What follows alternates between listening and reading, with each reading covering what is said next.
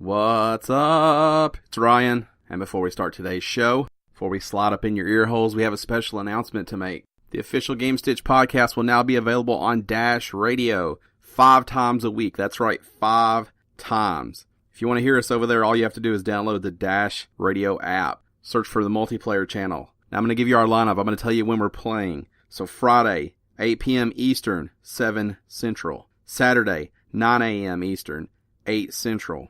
Monday, 11 a.m. Eastern, 10 Central. Tuesday, 7 a.m. Eastern, 6 Central. And Thursday, 7 p.m. Eastern, 6 Central. Check us out over there. Share it with your friends. Another great way to listen to the official Gamestitch Podcast. And we're excited to have a new home on Dash Radio. All right, thanks. Enjoy the show.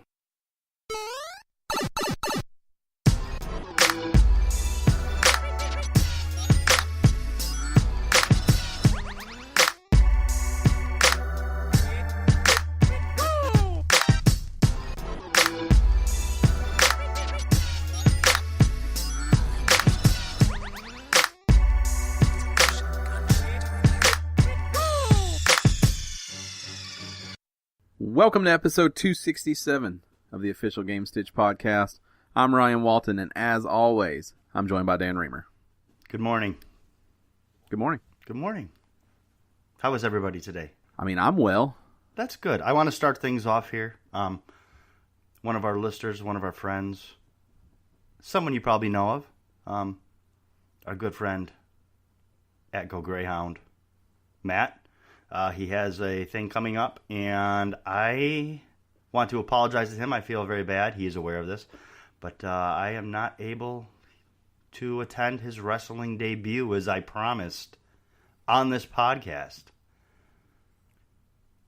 It landed on what could be the worst day for you to try to get away. Well, what happened? It's my anniversary weekend. Right.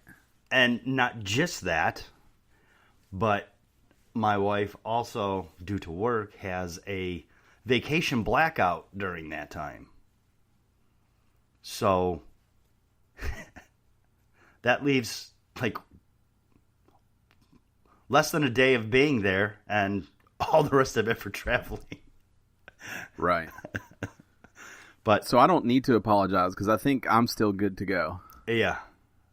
You're going? I think. Yeah, I think so. I got to talk to Hoffenshow because I think he's got a thing coming up too. Yes. So if it lands on the same, I may wait till you guys can go. If he can go, I may go. And then when you go, if you go, I'll just go again. I really feel bad because I really, really wanted to be there for his wrestling debut. Right. I'll send you clips if I get to go. But please again, do. I got to see what Gerald's doing because sometime he's going on vacation also, and I can't remember when it is. I believe Gerald said something about seeing if he could get time off to go. So yeah, it's on a Friday, correct? It's on a Friday. Yes, it is on a Friday, which makes it even worse because that's extra days that wouldn't be needed for vacation. You know, because my original plan was to get out of work. I assumed it would be on a Saturday. My original plan was to get out of work on Friday, drive straight through, take a nap, go to the thing, take a nap, wake up the next morning, and drive home. But even that doesn't work due to the timing issue. Plus, it's... now, I would like to say, I did mention it to my wife, that I had said I was going to go, and this is when it was. And that's as far as it got, because I saw how she looked at me. Right. Which, I didn't want to do my due diligence. All right, I didn't want to leave anything out of the equation. I knew how this was probably going to end. But I needed to follow through with it, so that I could offer the explanations. But I do feel bad that I can't be there because I really, really did want to be there. And I wish you the best luck, Matt. Yeah, I think Chattanooga Pro Wrestling. Mm-hmm. If you want information on the event, and it's in April. I don't know if he's announced the date yet. I don't know that he has. I'll just say it's in April, and I will say that I did find out that it will be a singles match. He is not part of a tag team. Right. So once I'm sure that he said the date, we'll update you guys in the event that you're close to the Nuga area and would like to go. Actually, you know what? Let me check something real quick. I think he may have announced the date. So oddly enough, anyone that knows me knows I don't like to go do things. Mm-hmm. I was invited to 2 things on that same weekend. Really? Matt's and something else. And I've decided I'm either going to both. Or neither? Or neither. That's fair. I do want to say he has announced it on Facebook. He will be wrestling on April 13th. It's a Friday, April 13th. In Chattanooga. In Chattanooga. The Noog. Yeah. Yeah, you're on his Facebook. I am. He's on Twitter too. You can find him out there and get all the info if you need it, or hit us up and we'll get the info for you. Or you can, if you're interested in going. Chattanooga Pro Wrestling. Chattanooga Pro Wrestling as well. Chat Pro. Chat Pro, I believe it is, yes. That's what I call it. Nah. Kick some ass, bro. Or don't. I don't know what your thing is. You might be, your job might be the guy who loses. It could be. You're right. Some people get their ass kicked. That's Some true. People kick ass. Sometimes that's just your job. But you know what? That's actually how real life works too. Exactly. Sometimes you're kicking the ass. Sometimes you're getting your ass kicked. Regardless of what you do, the important thing is you make it look good. And you have fun. I think life is about having fun, enjoying the things that you enjoy. Sometimes that's getting punched in the face and body slammed. Hey! Everybody's got their thing. Different strokes. That's right. Different strokes for different folks. If this is your first time here, welcome. Each week, Dan and I get together. We talk about all the nerdy news and video game stuff that we love and we want to talk about because it's ours. We don't need permission. There's no bosses. Well, maybe there's 2 bosses, but there's no other bosses. Just the 2 of us. There's no big boss. No big boss. Because we're not Metal Gear. Right. Shout out to Metal Gear Survive, which is apparently not as bad as people thought. Actually, there's 2 trains of thought here from what I've seen. Either it's not as bad as everyone thought, or it's fucking horrible. So I think here's where I think the 2 thought trains come in. So you're gonna go with the fanboy aspect. No, sort of. With the Hideo factor. And I'll finish the rigmarole in a second for us. Go for it. But this is important. It's important for all the Metal Gear fans to hear 2 guys that don't play a lot of Metal Gear talk about it. It's true. That's a big deal. Not gonna lie. From what I have sussed out by searching the internet and listening and reading, is that it is a fine game. It's a fun game. Mm-hmm. It's not Metal Gear at all. Like, it doesn't try to be. The story is weird, but that's about the only similarity that they have.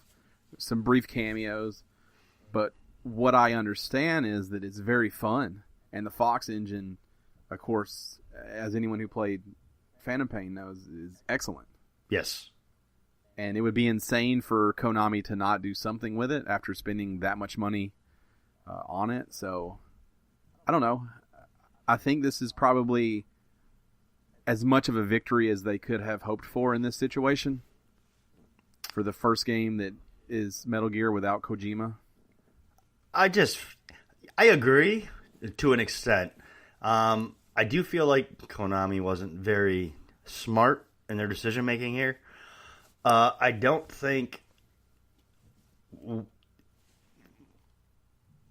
Hideo is such a beloved creator, especially for the Metal Gear fans. I'm not sure that the first thing you do after he leaves is just this completely whacked. Well, there's 2 trains of thoughts here. Again, I don't think you go out and you just serve up this super whacked out rendition of Metal Gear that probably shouldn't even have Metal Gear attached to it as far as the game goes. The other train of thought is, why the fuck not? We own the name, I guess. why not just go so whacked out to make it so different than any other Metal Gear? So I guess there's two trains of thoughts on that. I tend to follow in the first. They probably should have baby stepped into this. I don't know. Maybe they don't realize how important Hideo was to a lot of their fans. But, yeah, but I mean, it seems to be a fun game, but not Metal Gear, so. I mean, I think without knowing the inner workings, I would assume that the thought process is this is easing back into it because it's not a proper Metal Gear. Yeah, that's. I also think it was safe in that it seems to be a lot of recycled assets. They didn't mess with the main story. They did not. Apparently, they have also a lot of the environments are reused from Phantom Pain, from what I'm seeing. Right. So I do think it was a testing of the water. Can we do this post Kojima? That I don't know the answer to, but it does seem like on the surface this game is not as bad as everyone was expecting.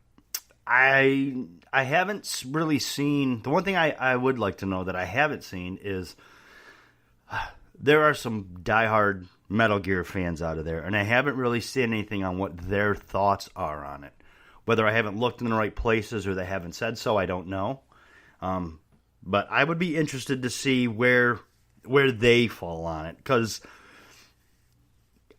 So some of the podcasts that I do listen to have some pretty big Kojima and Metal Gear fans on it, and it seems to be the same message. It's fun, but it's not Metal Gear. So they are able. So they seem to be able to separate the two, is what you're saying. I don't know if they're able to separate the two, or if in their mind they have to separate the two to have fun. Yeah, that's. I almost wonder if there's some guilt there in that people don't want to enjoy a Metal Gear without Kojima. Yeah, maybe. Especially the way he was let go, I mean. Right, I think we would all agree that was ultra shitty. So I do almost wonder if you're a giant fan of his work, and you're a giant fan of the universe he's created, if you almost feel a little guilty to play something he didn't have a hand in that you enjoy. Makes sense. I mean, I could see how you feel that way. Yeah, me too. Definitely. I could maybe even feel that way. No doubt. Anyways, if you love the show, head over to patreon.com/Gamestitch. You can support us over there. If you love the show and you don't want to support us, that's fine too. Tell your friends about the show. Maybe they could listen. Maybe they could open up their ear holes for us. Just open them up, guide us right in. Ooh. We'll penetrate your listening holes, and we'll all high five after. We promise it won't hurt. Fun fact, I'm not big on high-fiving. I think I've spoke to this before. You're not big on touching in general, really. I mean, it's not necessary a lot of times, but I really don't like the high-five. It is too much of a celebration for anything that I'm ever doing. Like, I'm never doing something so hardcore that we need to celebrate like that. I did in my younger days when I played on sports teams and stuff, yeah, but I don't high-five much anymore. It's totally acceptable when you're like a kid and you do something great. But as an adult, when you score like what I'm going to call like a small win, we don't need to high five. We don't need to. It wasn't. I mean, it's fine, but it's not so great that we have to touch hands. Right. Because when you high five, it's not just for you; it's for everyone around. Yeah, it's kind of I mean, it makes a noise. There's no way not to see it if you're looking in that direction. It's not going to vent, and I just don't need to be a part of it. Yeah, it's only a thing that really, like, preteens to teenagers, tweens and teens, and apparently Navy pilots should do. I'll even allow it through college. You will? Yeah. Because you're still playing on, like, intramural teams or things like that. Yeah, you have broing out or whatever. Like, you just got done lifting some heavy weights. I got you.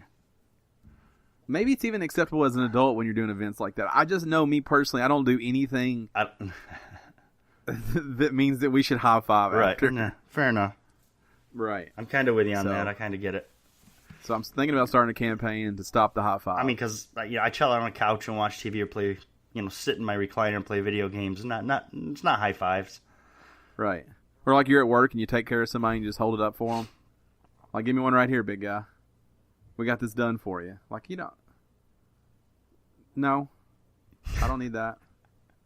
I don't want a high five. No high fives today. ever.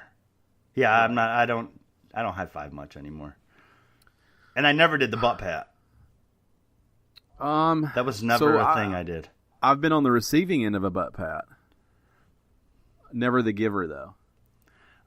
I'm sure I probably have too, but I can't think of a... Maybe I blocked it out. I don't know. I don't think so. I think I just don't remember it. Maybe I pushed that deep down somewhere. I'm pretty sure I didn't block it out. I just don't remember it. So I feel like it probably wasn't. I played high school football. It was a thing. Mm. It was popular. It was almost a hobby for some people to always touch your butt. Like, that's an interesting hobby, I guess. So it wasn't concerning 95% of the time. But there's always someone who's just a little too light touched with it. Like it didn't linger? Yeah. Like it shouldn't be so firm that you're trying to like turn me on with it, but it also shouldn't be so soft and gentle that you like that I feel like you care. Right. It's a fine line. You're like, so you don't want them to linger there a little bit and like do a little grab, but you probably shouldn't cup your hand. Right. There's a lot of no's. Also, never butt pat strangers. There's a lot of rules to butt patting, so I'm not sure why it's such a thing in sports, because there's a lot of rules, it seems, that or at least there should be. Don't do it. What does it even mean? Why are you doing it? Don't do it too lightly. Don't cup. Don't grab. Don't. Yeah, I don't know. But how did it happen? Someone's like, that guy did good. I'm going to go touch his butt. Yeah, I don't know how it happened. I don't know. I'm sure there's something. Wait. Like if I don't slap his ass in the next 30 seconds, I don't think he's going to understand how well he did. It's probably got something to do with cavemen and saber-toothed tigers or some shit. It goes that far back in humanity, but tribal mentality. Yes, but on the butt pat. Let us know. Do your due diligence, because we just right in. Let us know. Because I'll be honest, we're just making shit up here. Tweet at game_stitch. Let us know about the butt pat, whether you like it or you don't. And where the origin story. The history. We'd like the history of the butt pat. All right, butt pat origins. That's what we're looking for here. Patreon.com/Gamestitch. We got lots of goals over there. We got lots of rewards if you support us. And we got fun stuffs in the works. Mm-hmm. Some stuff's coming. Yeah. I have on one-on-one terms, I have spoken to some of our listeners who I happen to game with a little bit about some of the plans that are coming up. You know who you are. And they seem to be genuinely excited. Yeah, so you're working on something. I'm actually working on something that I haven't even talked to you about. Well, yeah. This is news. Surprise. We're supposed to be partners, bitch. Well, it's a solo project. Oh, now you're just cutting me out altogether. I see how you are. All right. And hold on, though. And it would be like pre-produced, like probably have most of it finished before it even came out, if it happens. And I just decided that I would probably try to do this. But it's a ways out. I see how you are. That's why we haven't talked about it. I see. I mean, I'm just saying. Mm-hmm. Yeah. You won't be interested in it. So. Oh, I won't be? I don't think so. That's a teaser. That's called a teaser. You see what we did there? You don't know if I'll be interested or not because you haven't even bothered to talk to me about it. So I mean, I thought about it last night. I thought we were partners. Fresh. I thought we were partners. It's still new. We haven't talked since I thought about it. Apparently, I was Like wrong.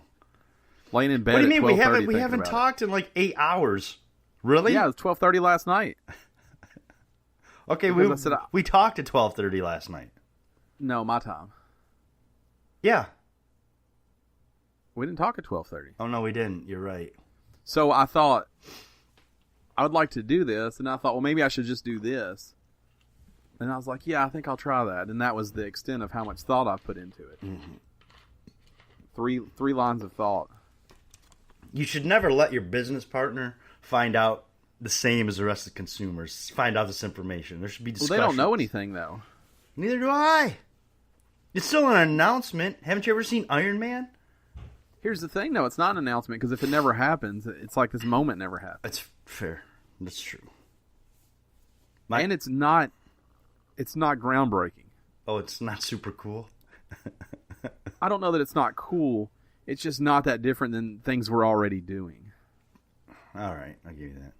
Teaser number 2. Teaser number 2. Clue number 2. Clue 2. But yeah, we got some plans for some new stuff coming down. I do want to note, I know I've said this to our Patreon supporters already, but Cooking with Dan is on indefinite hiatus. There is some logistical bullshit that goes on with that you would not fucking believe. And I don't know that I have the logistical expertise to actually make everything work together at the same time to have a decent show. So shout out to Rachel Ray's producers, because they got their shit together. For making it happen for years. So Cooking with Dan, I really, really, really want to do it, and I've been working on it, but I cannot make it work. I am just one person who is apparently a complete idiot who can do like 10% of the things that actually need to be done, and 9% of that is the actual cooking part. So it is on indefinite hiatus. If that changes, I will let everyone know. But like I said, there is some other stuff in the works besides that I'm working on that hopefully is not even too far out. I feel like if you weren't 1,000 miles away, we could make the cooking show happen. We probably could, but it's definitely not just me. Right. And it'd be a long drive for us to go film one episode. Yeah. So maybe even if we met halfway, at some point we'll figure out how to do at least a one episode for you guys. Yeah. With no production value. Just so you can enjoy it. But that would be an event where we actually manage to be in the same place at the same time. Yes. So that's where that's at. But wheels are constantly turning, and I've been trying to make it work. I really have. But I cannot make everything work together the way it's supposed to. That's how I feel when I do almost everything. I just cannot. I can't make all these parts work together. Yeah. It's too many. Yeah. Too many. It looks so easy on TV. Too many cogs in the machine. Man. So. All right, well, this has been 267. Over and out. Just an update on where we're at. No, I'm just kidding. Just kidding.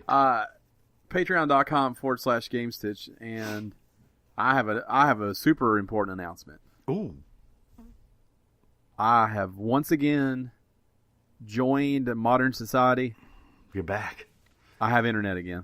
Woohoo! I'm back. It was restored yesterday. Right in the middle of a tornado. Along with my hope for the world.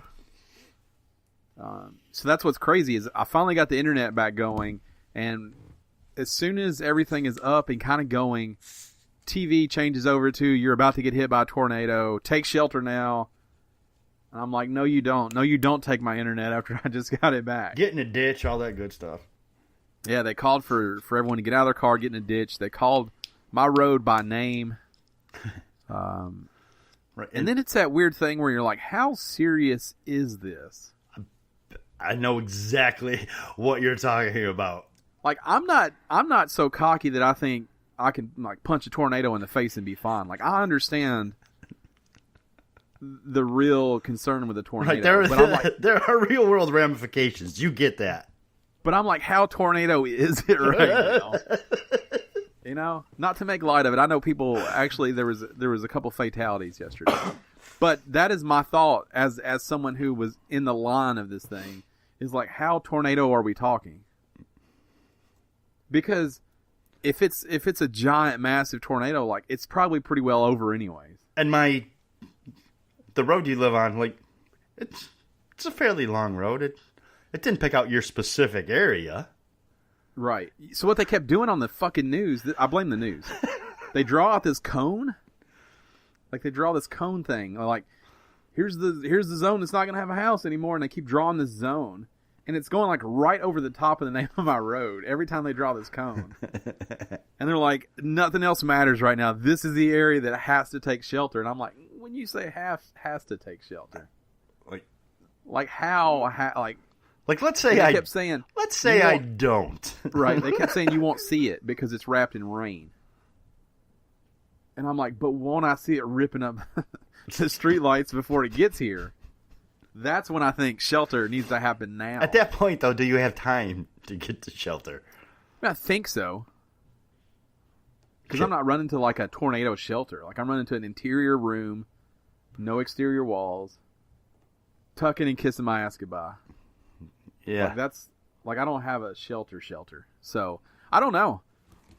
But that's all I kept thinking is like, how tornado is it right now? Right. Because I don't want to be in the shelter not knowing. Like I want to know it's coming before I shelter. But we were lucky. Nothing happened. Didn't even lose power, actually. Well, that's good. It did that hardcore, like, sideways rain. Oh, yeah. And I don't mean, like, where it's like, oh, it's coming in a little bit. Like, it was totally sideways. Yep. Like, the rain was just moving sideways. It's super freaky. And it only lasted, like, 5 minutes. And then it was totally calm, not even drizzling. And then we played Rocket League. So, I mean, that's how I celebrated. Jumped on after a couple weeks of no internet and played Rocket League very poorly. It turns out it's like real sports. Mm-hmm. If you don't do it for a while and you don't practice your craft. No, the funny thing, is because we got the band back together last night. Right. It was me, you, and Howard, and oddly enough, it was actually a decent, probably confluence of events that you were out of internet at that particular time, because Howard hasn't had a chance. Him and I played like last Monday, maybe like 2 Mondays ago. We played some Paladins and partied up with Garrett and talked and played. But neither one of us really, due to life, have had a chance to play much. I probably played a total of, I worked like 60 hours this week, 55, 60 hours. New system, boss on vacation. So I'm the go-to guy, and I was exhausted every day. I probably played a total of an hour all week since our last podcast. So it's funny that all happened at the same time, because Howard was in a similar situation with work and stuff going on at home. So none of us really had a chance to play, all for different reasons, but it kind of worked out that way because we wouldn't have had anyone to play with anyway because no one was on. It was very jarring because I play almost every night. So in a typical week, I probably play 5 to 6 nights out of the seven nights. So I was still playing, but it was different to not get to interact with you guys. Mm-hmm. Like I would get on and play, and I was like, yeah, this isn't what I want to do, though. I want to play something with my friends. But it wasn't all terrible because I could still play. Now, I can't imagine not being able to play anything for like 3 weeks. At all? Yeah, I can't imagine what that would be like. Right. I played some Switch, which I talked about last week. I did finish the Inpatient, so the prequel to Until Dawn, the PSVR game. Was that VR only? I meant to ask you. Yeah, I believe so. Okay. You wouldn't want to play it not in VR. Gotcha. It is. It wouldn't be scary out of VR. I don't think. Like I think what makes it so creepy is that it's happening to you. Fair enough. My problem with first person anything has always been that that's not me, and VR tackles a lot of those hesitations and obstacles that I have personally, because I feel more like it's me. So first person doesn't bother you in VR? No, because really? I feel like I'm being asked. I do like a quantum leap situation. In that I don't think I'm that person, but I understand that I'm using that vessel to complete the story. So I treat VR first person like Quantum Leap, which is a fine show if you haven't seen it. I love it. I love the reference. Yeah, Quantum Leap is fantastic. That's a great show. So that's actually that's what I do, because when I look down, I see hands, I see legs. It's not me, but obviously that is the vessel that's going to tell me this story. Exactly. And like Until Dawn, it has multiple endings. I think I want... So after I finished the game, I looked through the trophies. I didn't look until I finished. I don't give a damn about having the platinum here. But I looked back through and read the hidden trophies. Mm-hmm. There's a couple endings that I think would be really cool to see. And I didn't feel like it was ruined for me because I got my natural outcome, which was Not a happy one.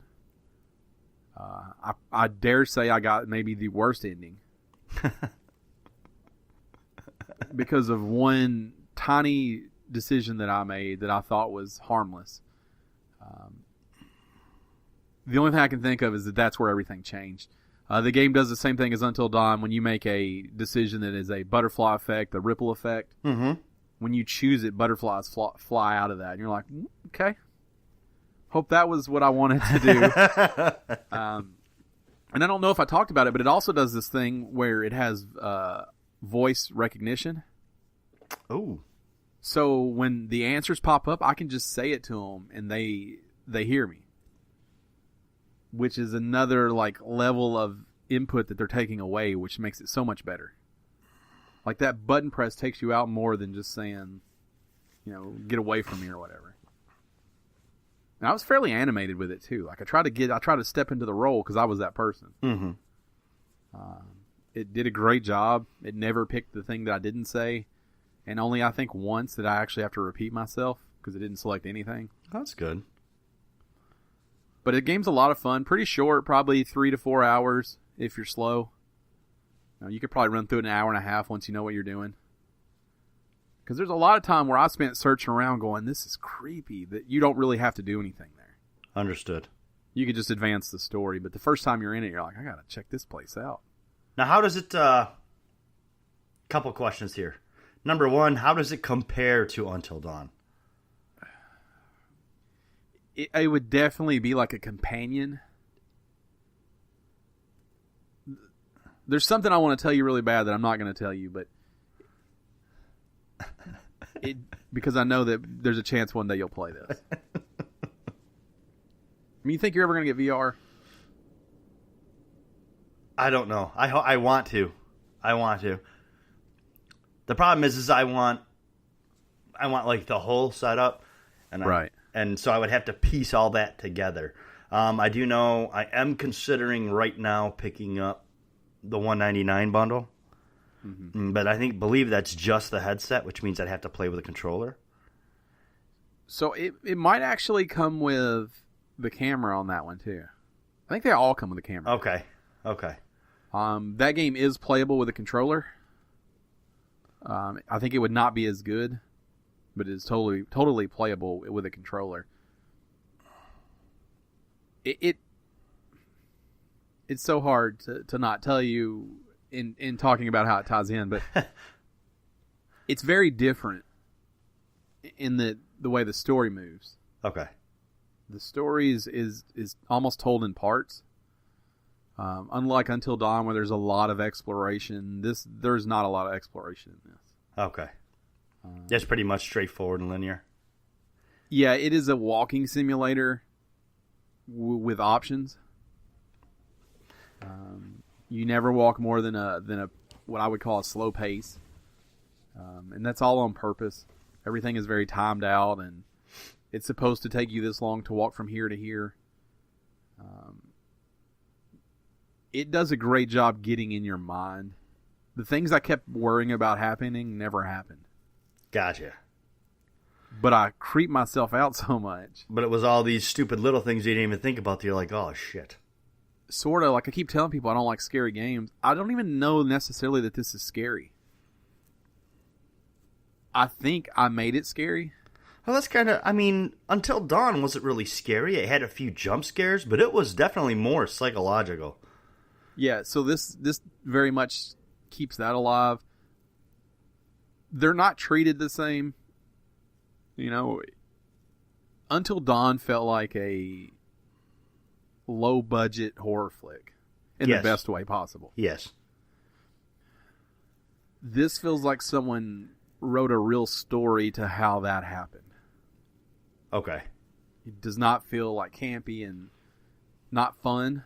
It's not the campy fun like Until Dawn? No, it is like a real... In the version I played, I guess I should say, it's a real unhappy true story of how this happened. And not lighthearted, not anything like that, but very cool. there is a scene where you're like pushed around when you're in a wheelchair, and I tell you that felt super legit because I was sitting in a chair. I try to do some things to make the game easier for me. When they stand up to walk, I would stand up out of a chair. Okay. When they sit down on a bed or something, I would sit back down. Some of those things help me a little bit with it. Feeling like I'm in the part. I highly suggest it with anybody that has VR, though. You should play this. I will say you should either play this and then immediately play Until Dawn. Or I would say more beneficial to play Until Dawn and then go back and play this. Okay. Especially if you get the ending that I got. Something happened in that ending where I was like, that made all of it worth it for me. You didn't turn it... Oh, I probably shouldn't say that for spoilers. So... If I'm going to ask you a question and you tell me yes or no. I'm not going to... I don't... Because if you play... I could just tell you what happened. But if you're going to play it, it'll ruin it a little bit. Okay. It's not even... It doesn't have anything to do with this game. So I'll just tell you. It is what it is. So, in Until Dawn, when the two girls get chased at the beginning, that is where the Inpatient ended for me. Oh, wow. Like, that is the final scene that I got to see. Which was a nice little bow. Does that mean that was your character chasing them? Correct.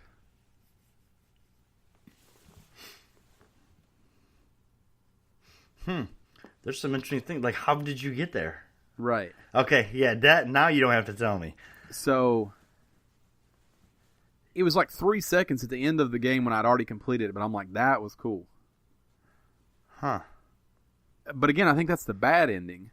But here's what entices me about playing it again is I assume the good endings also tie in with the game. Right. With Until Dawn somehow. Like they lead to that story. And I just thought it was nice because there's not a lot of things that happen where you're like, oh yeah, Until Dawn. Like you don't get that feeling. Right.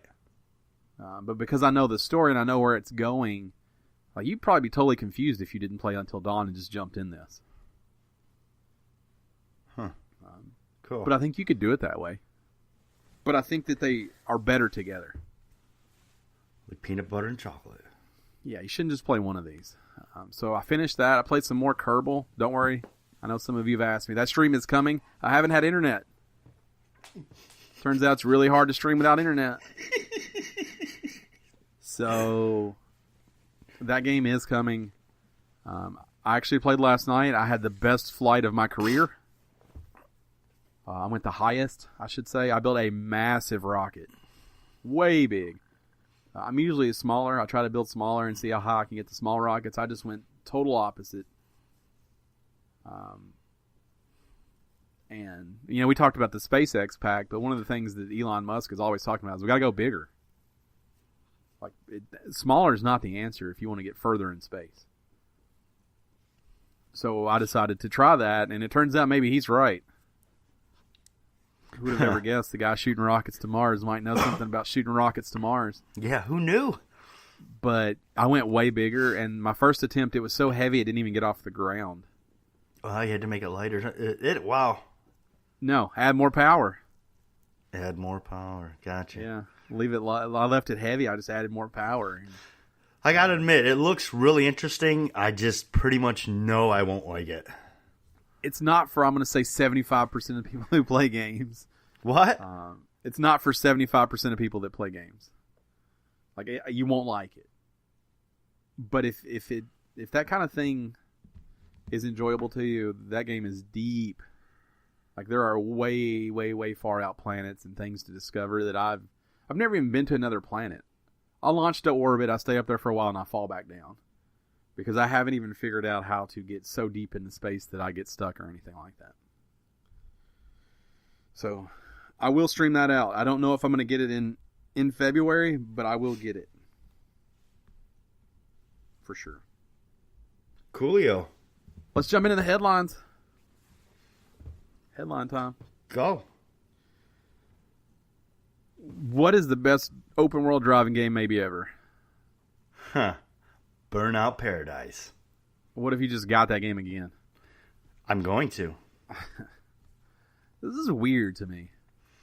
You know what? Here's it's super cool, but go ahead with the headline and then we'll talk about it. Actually, Go ahead and about the news story and then I'll talk about it. So, Burnout Paradise is being remastered for PS4, Xbox One, and later this year for PC. It's pretty close. March 16th, this is going to come out. It is 4K, 60 frames per second. For the PS4 Pro and Xbox One X, it's going to be $40. It will include the game, all the DLC packs, including the Legendary Cars pack, which brought Ghostbusters and the DeLorean from Back to the Future to the game. Mm-hmm. We're taking you back to Paradise City. Yep. It's going to have high-res textures, 4K, 60 frames per second, all that good shit.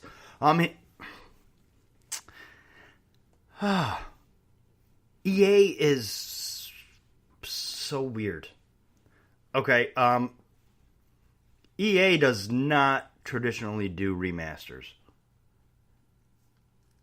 As a matter of fact, they've never remastered anything, I don't believe, until now they're doing Burnout Paradise. Burnout Paradise was a great game. Of all the games that people have been clamoring for EA to remaster, I don't feel like Burnout Paradise was at the top of the list. I don't know. That game's got a crazy following. It does, but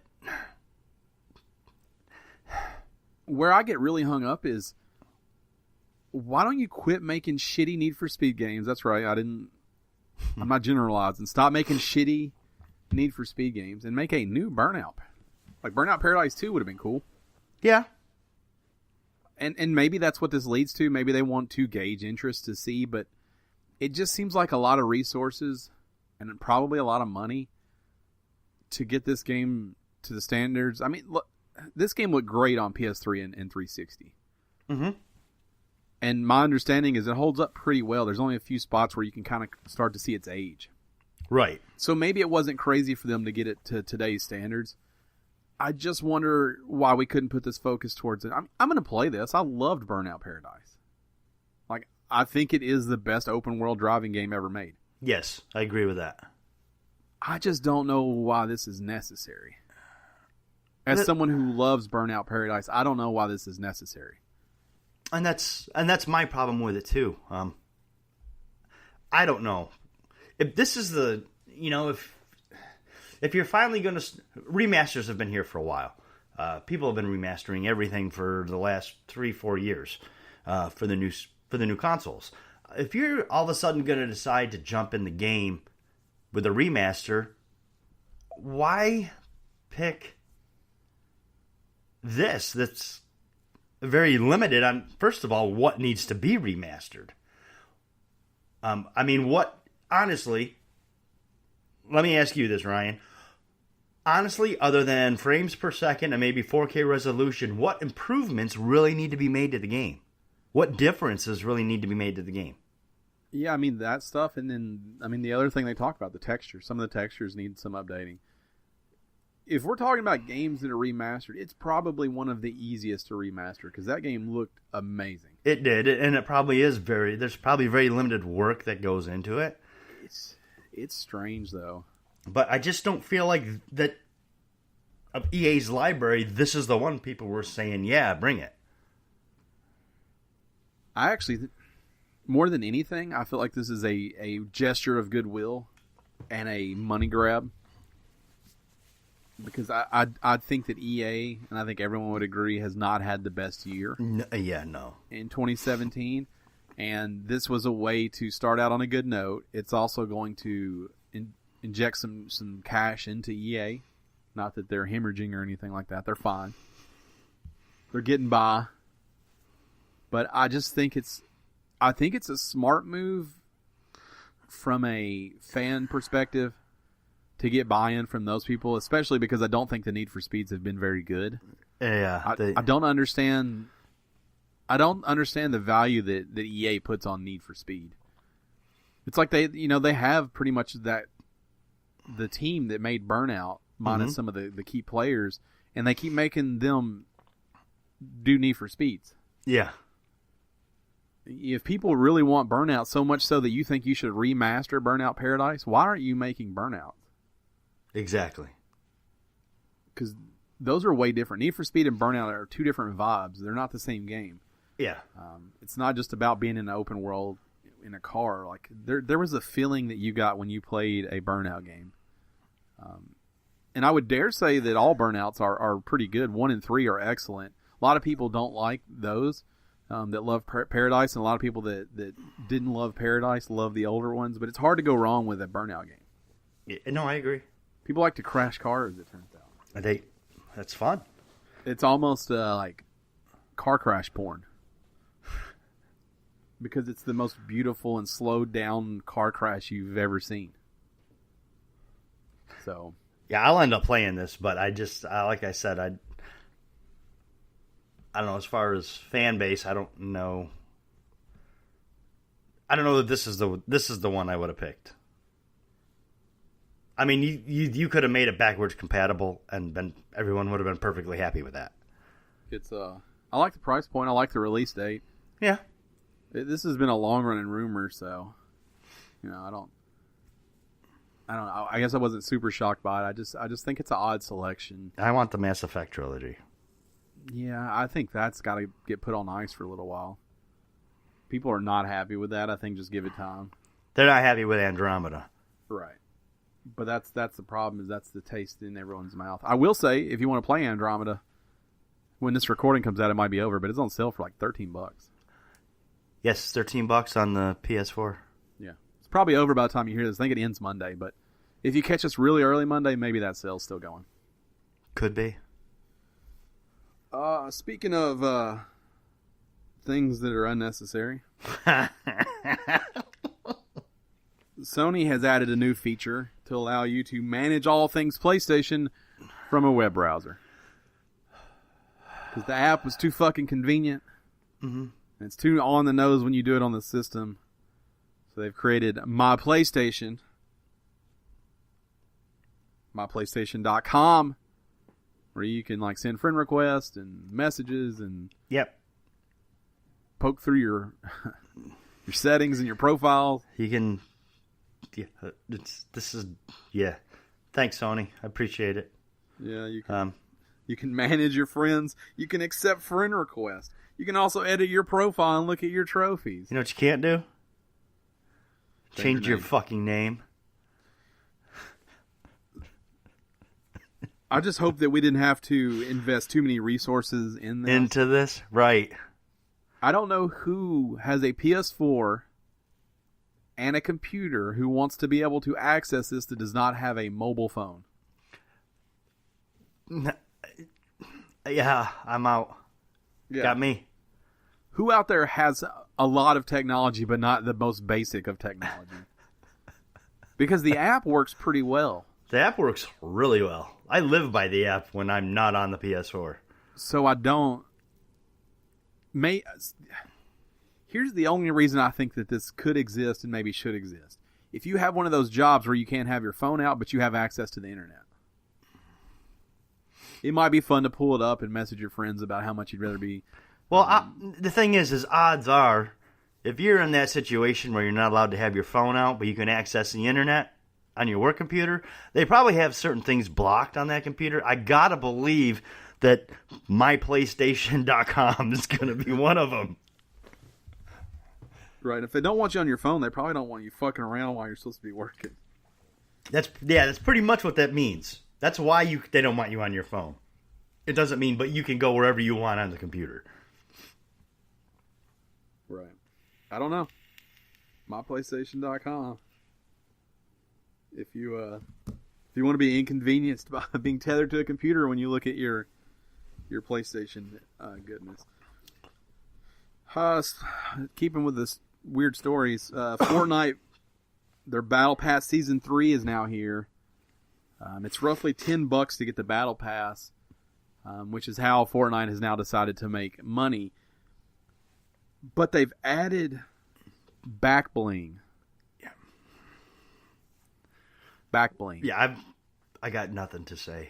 I basically you can sport cool backpacks.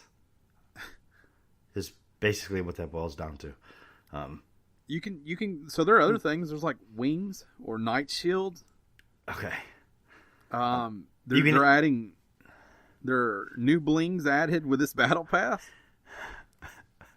So season 3 battle pass, 950 V-Bucks, which is approximately $10 because they're shady with their money. Mm-hmm. 76 items in all, along with 3 back blings. Part of me thinks it's really funny that you customize the back of your character because that's all you see. That part's cool. Like, part of me thinks that's funny. And then part of me is like, you're selling fucking backpacks. And that's disrespectful to the community at large. I don't know. I don't even know that I care about these things. If you want them, buy them. I don't like that they keep charging for the battle pass every month. It should be something that you can buy one time and always have. And I'll go a step further, Epic. If you bought Fortnite proper, you should get the battle pass in this because you should be trying to inspire people to buy that. Right. Not how many different things can we get them to purchase. Yep. The people who already spent the money on the early access should get this for free. Take it a step further. You totally scrap the main game ever going free. It's not ever going to be free. And then you force people to buy it to get things for Fortnite Battle Royale, and you just keep it going like that. Yep. And you reward the people who spent money because now all your focus is on this free game, which is fine. I don't have a problem with you being focused on the Battle Royale. It's where the folks are. But what about us? Give me an incentive for the people who purchased the main game. Yep. Fortnite proper. Which it won't surprise me if they... So I think they already call it like Fortnite Save the World. Yes. The single player game. That thing's probably going to spin off and die. Unfortunately. And then what? Yeah. But I mean, what happens to the people who spent money? Sorry. I don't know. Yeah, I mean, maybe. I don't know. Maybe they finally do give you something in Battle Royale to try to make it worth it. I don't know. But yeah, back bling. Spend $10, earn some of that stuff. I don't have a problem with the Battle Pass. I have a problem with I already paid for something and there's no perk to this other mode that you also want me to pay for. Right. Basically, at this point, I paid for your R&D, and now you're working on the D part, not the R part. You're giving us the D for sure. Thanks, Epic. The part I paid for, you don't even give a fuck about anymore. Yeah, maybe that's not fair either. I guess they're still updating that. Well, yeah. We don't play it. But we don't even play the Battle Royale version. No. Well, I like Fortnite. I'm not here to shit on Fortnite. I'm just saying maybe there was a more elegant way to do the Battle Pass. Maybe if you could purchase maybe all of the first set of seasons. Like, I don't know how they're doing it. Season 3 already. Maybe if you said, hey, if you purchased Fortnite proper, you get the first 5 battle passes free. Yeah, something like that. And then you can purchase them. Yes. That way you inspire people to purchase Fortnite Save the World, or you are still selling them and making money. I don't know. It seems like there was a more elegant way to do this. On to the game that they copied. PUBG. It's keeping the news real this week. Oh, shit. They have 2 new crates in Player Unknown's Battlegrounds. I don't really care about the crates. I don't really care about what's in them. I want to talk to you about these drop rates. Okay. So there's 2 new crates. A Militia and a Fever crate. Which are vastly different. Yes. One involves, obviously, the military. Yeah, the other 70s and 80s inspired clothing that's around like Saturday Night Fever. Yeah, I don't know why it would be 80s inspired. Disco was over in like 77. I don't know. So of the 70s and 80s, the cropped corset and the zest checkered shirt are the rarest items. Yes. And the Militia crate, though, it's a military skirt. And this is the part that... This made me think maybe I don't want odds in my loot crates. Because the odds of getting this military skirt is 0.00064%. Which is way less than 1. Which is tiny. Like, that, it should have been listed as, you won't get this. Now, here's the thing. Why? Why did they make this I mean, what is so cool about the military skirt? It's kind of cool in the picture. And I think so what drives customization in any game is everyone's want to look different. Mm-hmm. I love rarity. I love that they have some things that are hard to get. This was smashed right through hard to get and drove right into the middle of impossible. Well, you wanted odds. You got odds. I was like, damn. My first thought was Rocket League. Like, no wonder I can't get some of this shit. Are the odds that low on some of those? 0.00064%. The exact same is never going to happen. It's real close to never going to happen. Jeez. Check out the pictures, though. The stuff actually looks pretty cool. All of the new loot chest stuff. But, man, I want odds, but I don't want them to depress me. Have you gotten anywhere closer to considering PUBG yet? Yeah, I want to play it a lot. I want the Xbox version to not be so rough because I'm playing on an OG Xbox One. Right. So it really has to smooth out before it's time for me to bring Big Daddy in there. Because I don't even have the S. Yeah, I don't either. I've got the old VCR. Yeah, that's what I got, the old VHS player. And it definitely is not ready for that version yet. So I'm down. I want to play it. I think it'll be fun. Maybe once we're deep into Sea of Thieves, which I missed another test this weekend. So did I. I just didn't have time to play it. I just didn't have internet to play it. Thomas reached out to me a couple times. Shout out to him for trying. He wants to play together, and I want to play with him. But it was hard when I didn't have internet. Yeah, he did to me too, and I just, like I said, with work and everything, I couldn't this weekend either. Last night we finally got on, and you were finally back, so I was like, well, I'm going to play with these guys because I haven't. Well, I don't even have live yet. Had a chance to hang out with them. Yeah, I mean, you couldn't play Sea of Thieves anyway. Yeah, I have to get live. I did get the Sea of Thieves controller in, and woo, doctor. Got me more excited. Like, I'm ready to go on that game now. I'm ready to play with that controller when I play that game. I'm all in. I can't wait. Last story. This was like the most okay story on this whole list. Mm-hmm. I don't have a problem with this one. I don't have a snarky thing to say before I start reading it. The DICE Awards happened. For some reason, it happens deep up into 2018. But they gave out their awards. Some of the highlights. It was the 21st annual DICE Awards.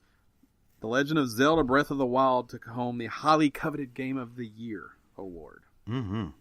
Go ahead. It also won 3 other awards.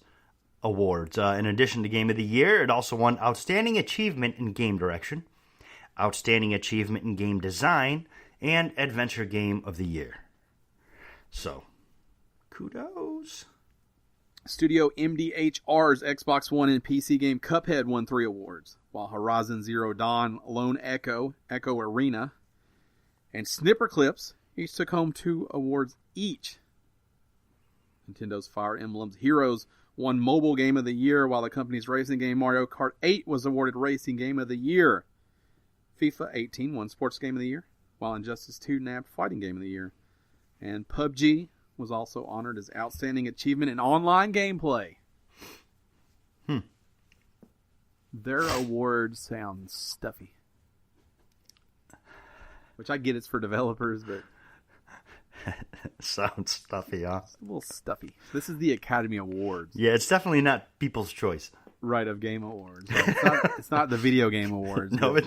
Yours truly, Jeff Keighley. No, it's not the Nintendo Awards. Whatever they are. Not Nintendo. Nickelodeon. Right. The Teen Choice Award. That's what it is. The Nick Teen. It was hosted by Greg Miller and Jessica Chobot, though. Yes. But nobody is getting slime dumped on them in this thing. Oh, man. I miss slime. Maybe next year. Year. Probably not at DICE. Shout out to all those winners, because I know those awards really do mean something to the developers, because it's voted on, I believe, by the industry. Yes. So, I get it. It's cool. Zelda is awesome. If you have a Switch and haven't played it, you're drunk. You're drunk. You're crazy. You're bananas if you have a Switch and don't have Zelda. Because that game is special. Cuphead's also great. I got to get back to that. I hear people like FIFA, so that makes sense. Mm-hmm. Soccer, man. People love their soccer. People love their soccer. That's it for the news. Whew. It was a jam-packed news week. That's right. You heard it here, folks. Mm-hmm. I struggled to kick up those stories. I bet. I sent one. Right. And you managed. Which was maybe the biggest story of the whole week that I already had pulled. There wasn't a lot of options. Not a lot going on. There was a pretty interesting piece I read on Eurogamer about Phil Spencer and the Xbox brand. Yes. Didn't feel right for the that. podcast. I do. So I actually think it stems from IGN's coverage of the DICE Awards. But I do encourage people to go find that. I think it's interesting. I didn't feel like it was fodder for the podcast, though.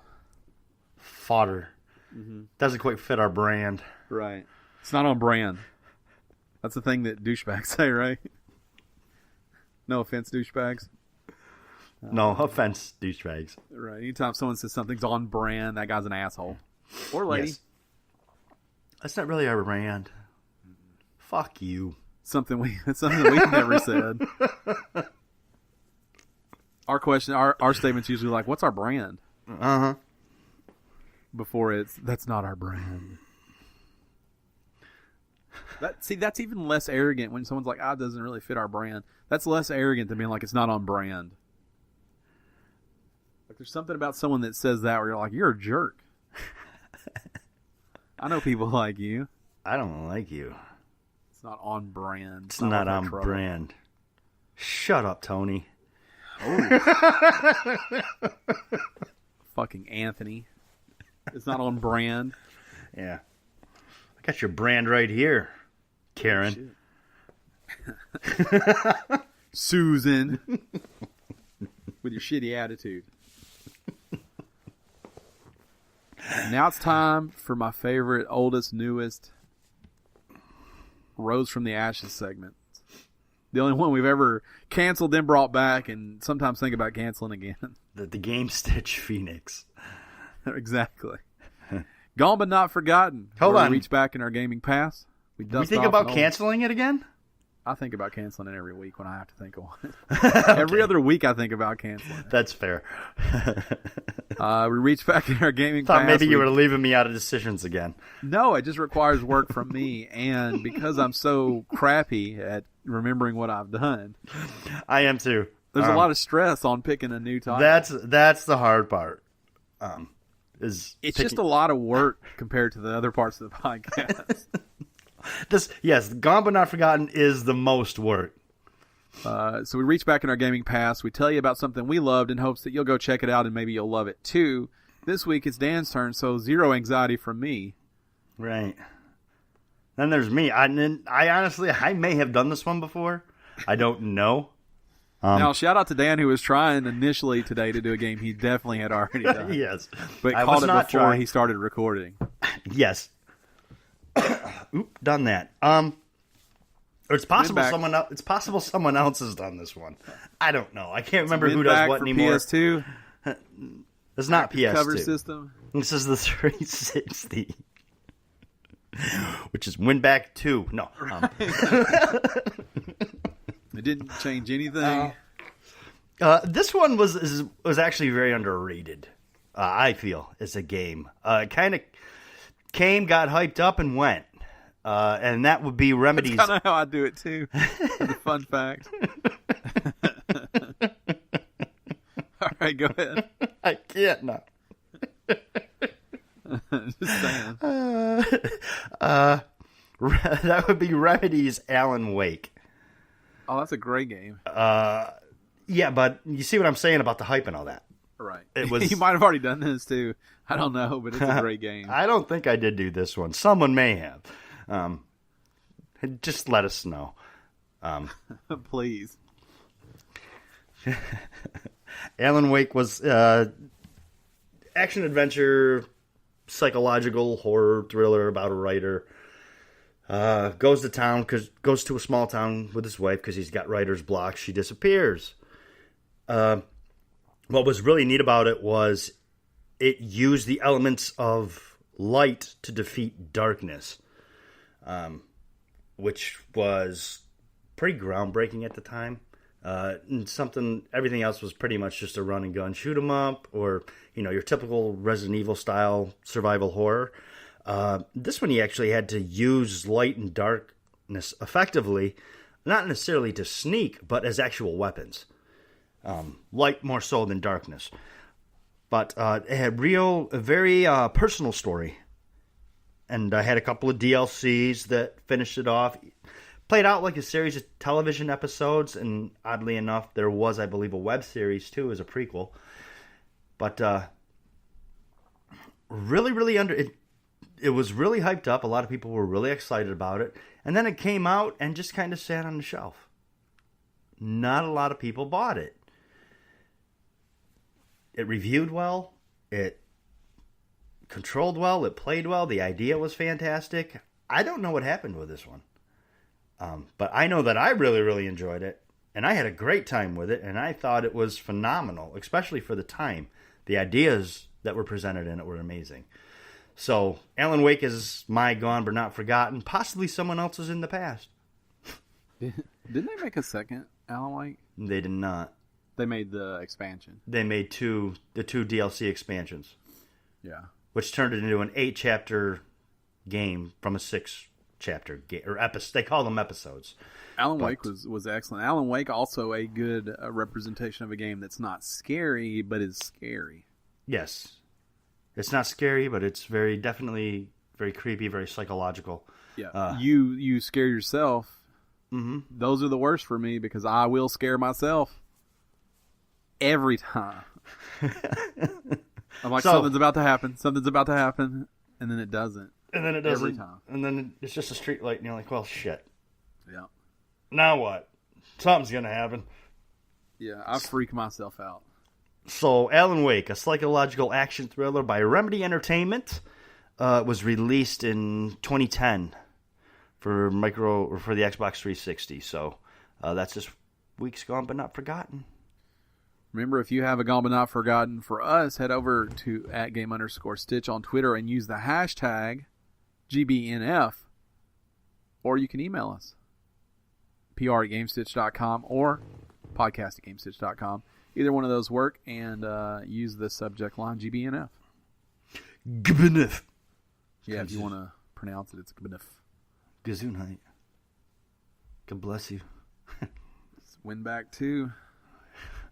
There was a win back 2, by the way. Right. But it sucked. And did not introduce the active cover system, because that was already a thing. I hope that I had already done Alan Wake, because that's a good one.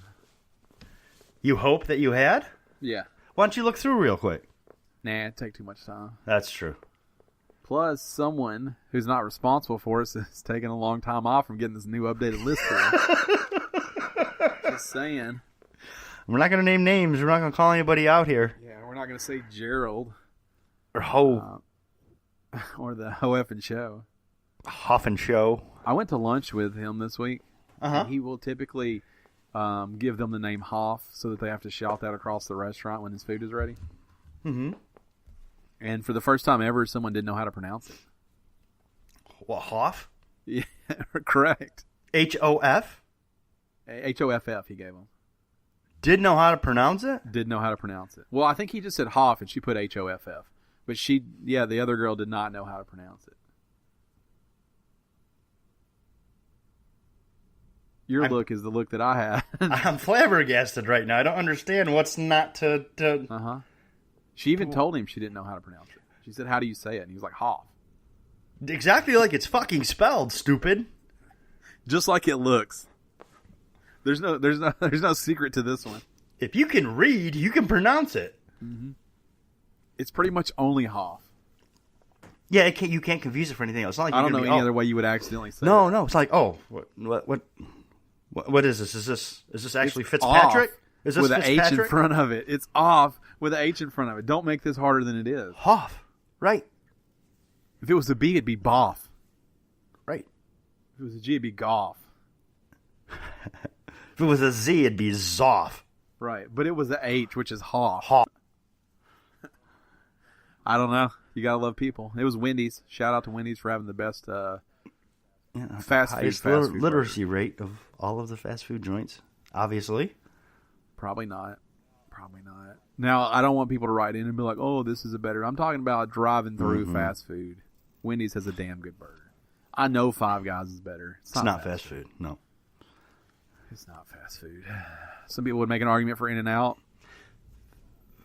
No, we don't have those here. That is fast food. No argument to be made. They don't exist here. Or Whataburger. I've had one of those. That doesn't compare to Wendy's. And if you like McDonald's or Burger King better, then you can just turn this show I will say off. I like Burger King better than McDonald's. That's fair. But do you like Burger King better than Wendy's? Depends on what I'm getting. This is tough for me. Nothing. No burger at Burger King is better than a burger at Wendy's. The Baconator is good. The Baconator is the best fast food burger. The Baconator, or the son of Baconator, which I'll also allow, is the pinnacle of fast food. Well, I'll tell you burgerdom. what. I will tell you what Burger King has that I really enjoy is the giant rodeo burger. For some reason, I don't know if it's like the liquid smoke that they drip into the patties. I don't like something about Burger King. Something about their flame grilled. Yeah. Now, I would join you in saying that it's better than McDonald's. But the Big Mac is a special sandwich. I've never liked the Big Mac, ever. Yeah, I like a Big Mac like once a year, and I go, oh, yeah. Nope. Not me. But I don't like a Whopper Never. once a year. Well, I don't eat... The thing is I don't... I'm not big on just regular burger. Like a hamburger with cheese and pickles and lettuce and onion and tomato. I don't eat all that shit. That's why I like the rodeo burger, because it's onion rings and barbecue sauce and bacon.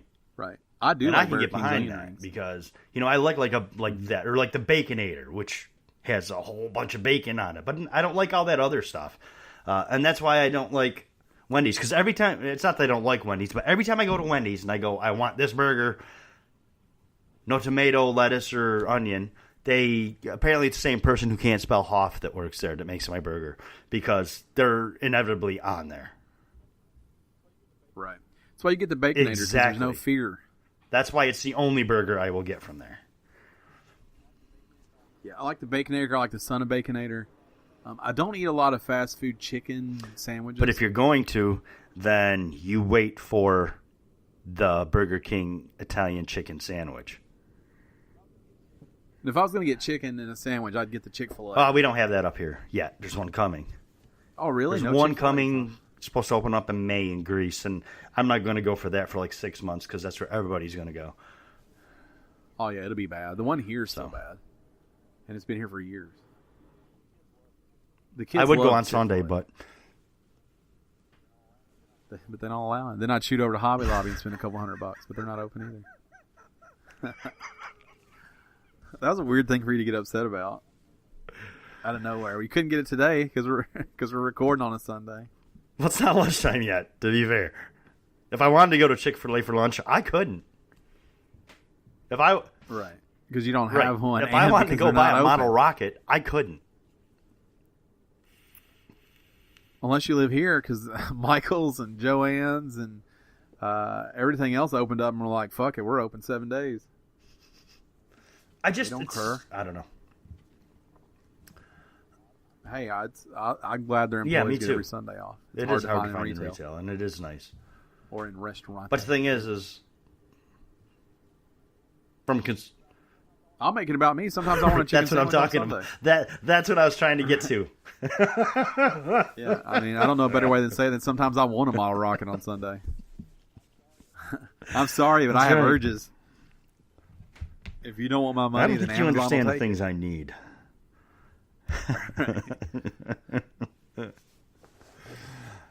Oh, man. I think that's it. I think we covered it all. If you want to follow us on the social medias, I am at Podcast Ron and rarely use Twitter, so I would not consider myself a good follow. Dan is at Shirtless Dan, and he's a little better than I am. And together, we are just Dan, and it's at Game_Stitch. If that's not a pitch to follow us on Twitter, I don't know what is. Also, our streams, youtube.com/Gamestitch. You can see Dan's streams for February. You can see all of our past streams, and I will have something up very soon, maybe even by the time you listen to this, if not very soon after that. I haven't forgotten. I just did not have internet. And next month we'll be on a normal schedule of no schedule. One a month. Yeah, you can look forward to a minimum of one a month where we seem to do about 4. So it's about the only place in either of our lives where we actually overachieve. Yeah. I love that we set a bar so low that even the bare minimum That's what's nice about goals. Goal. Just set them low so you beat them. Set them rock bottom. Like if it was any lower, you wouldn't even be doing the thing. And then just blow it out of the water and feel good about yourself. I think that's where we're at. So, thanks for joining us. Thanks for lending us your Before we exit, we are going to throw out our shout-outs this week, which we didn't get anything from anyone as far as our shout-outs go. Shout-outs. It's time I just want to say, Thomas this week just wants to let everyone know that Sea of Thieves is awesome, and you go out and get it right now. And Garrett wants to let everybody know that I'm an asshole because I still have not had a chance to mail out his SNES Classic. I swear it's real. I swear it's in a box, packed up, ready for you. Yeah. You'll probably get that when I get my Z1 figure, Garrett, just so you know. You already bought one of those, but I really have this packed up, ready to go. But work has been so crazy, I cannot get to it. And he's been so busy without all that internet, so. Well, they're already closed by the time I'm getting off. UPS store works like banker hours. Yeah, they are like a 9 to... Yeah, what can Brown do for you before 4:30? Jerks. But it is a real thing that I really am going to ship to you. And I will, no matter what, if I have to drive it to California, we'll get it there this week. There you go. Shout out.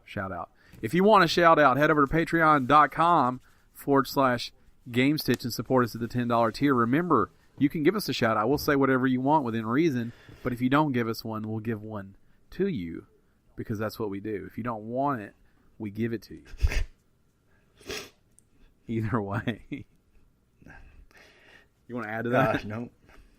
Thanks for making us a part of your day or night. Or afternoon, early afternoon, maybe. Or after, right. Like brunch. Like, I'm not sure when you're taking this in. But thanks for making us a part of pre-dawn hours, whatever. That you have. Yeah, I like to, 3 in the morning, I like to wake up and listen to my favorite podcast. This has been episode 267 of the official Gamestitch Podcast. Good night. Good night.